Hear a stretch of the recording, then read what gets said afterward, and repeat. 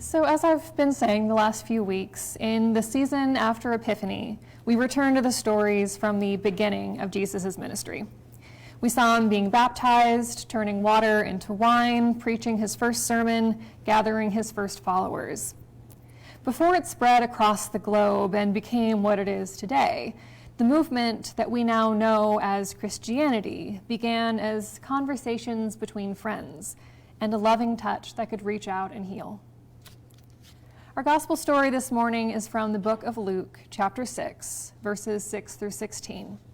Hear now the word of the Lord. On another Sabbath, Jesus entered the synagogue and taught, and there was a man there whose right hand was withered. The scribes and the Pharisees watched Jesus to see whether he would cure on the Sabbath, so that they might find an accusation against him. Even though he knew what they were thinking, Jesus said to the man who had the withered hand, "Come and stand here." The man got up and stood there. Then Jesus said to them, "I ask you, is it lawful to do good or to do harm on the Sabbath, to save life or to destroy it?" After looking around at all of them, he said to the man, "Stretch out your hand." He did so, and the man's hand was restored. But they were filled with fury and discussed with one another what they might do to Jesus. Now during those days, he went out to the mountain to pray, and he spent the night in prayer to God.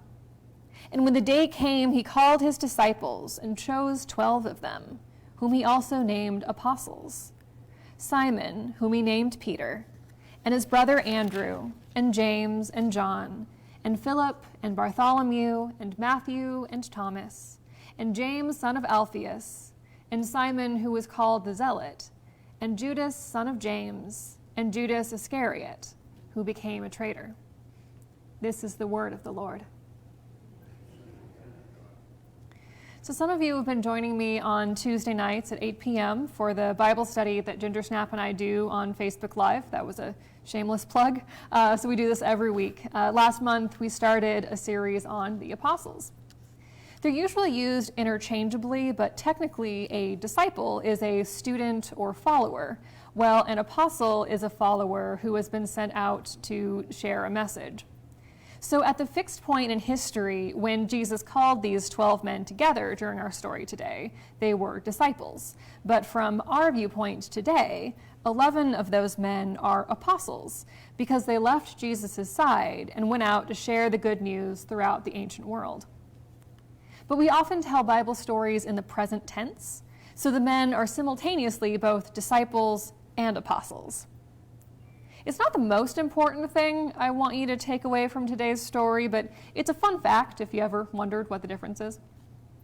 Anyway, Ginger Snap and I have been talking about the apostles during our weekly live stream, more so me than the cat, but you know what I mean. The series will last for more than 12 weeks, though, because depending on which gospel you read, the lists can be slightly different, as is the list of 12 in the book of Acts. I'm going through them alphabetically, so thus far we've talked about Andrew, Bartholomew, James, and the other James. So I've been thinking a lot about how when we think of the apostles, we're thinking about men, 12 men, even though one of them was rather famously kicked out of the band, proverbially speaking, and even though most of us probably couldn't name more than maybe a few of them off the top of our heads. Peter for sure, maybe Philip or Andrew, Matthew, Luke, or John, probably.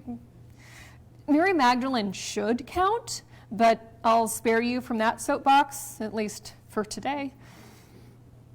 So if we saw a painting of Jesus with a group of similarly dressed men, we would probably assume that they were the apostles, even without counting them or without knowing their names. Just the word apostle probably bears with it in your mind some association with the number 12. We know that these men are important. A dozen men chosen specifically by Jesus out of countless potential followers. He could have chosen anyone. He must have been able to look into their souls and know who would be faithful and who would really understand what he tried to teach them? And who would be willing to share the good news, even though, for every one of them other than John, sharing the good news would lead to their deaths? And yet, Jesus chose these men, even Judas. There are so many people and stories and conversations that weren't recorded in the Bible. Maybe we would understand Jesus better if we had records of more of the things he said. I don't know that we would. But it really seems like we should know more than we do about these 12 men, given that they're such central characters chosen so carefully by Jesus himself. But we don't. Some of these men aren't even named again outside of this list of 12. I called the pastor emeritus of my home church the other day to thank him for a book he'd sent me, the memoir of Eugene Peterson, who you might know of as the author of The Message, a paraphrased translation of the Bible in modern English. So we talked about how some of the great Christian writers of the past century were called to God by a single sermon or conversation or mentor. I don't know if I've ever changed anyone's life. I hope I've had some kind of effect, but as my pastor pointed out, I should have a few more years and a few more sermons before I retire. Fingers crossed, I guess. But my pastor also described Eugene Peterson as having been apprenticed to Jesus at a key point in his life. And that phrase has been sticking with me ever since.